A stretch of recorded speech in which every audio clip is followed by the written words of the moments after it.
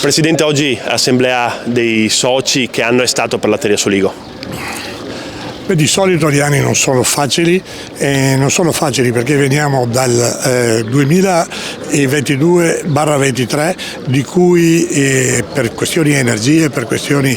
di gas e quant'altro i prezzi sono saliti, per poi prendere una discesa verso la fine del 2022 verso il 2023, che è stato specialmente verso il 2023 che è stata una discesa, per poi riprendere al mercato europeo, che il prezzo del latte al mercato europeo ha cominciato a salire, è andato a delle posizioni che erano anche improponibili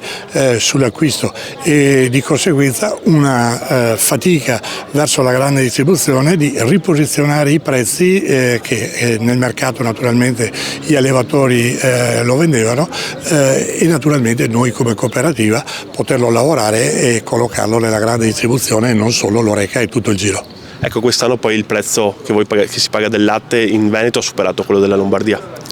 Ma ci sono delle cose che bisogna spiegare. Dove c'è il grana padano hanno dei numeri che sono stratosferici, perché il grana, essendo arrivato fino a 11 euro al chilogrammo, ha superato di 3 euro abbondantemente i prezzi che aveva nel passato, e quelli hanno un prezzo che sono superiori. Poi noi la differenza che la facciamo qui nel Veneto ci sono 3 grandi cooperative, e le cooperative fanno la differenza, perché distribuiamo, a differenza che facciamo, siamo mica più bravi degli altri, distribuiamo ai nostri associati quei pochi utili che facciamo. Ecco, quindi un anno possiamo dire comunque positivo per Latteria di Soligo?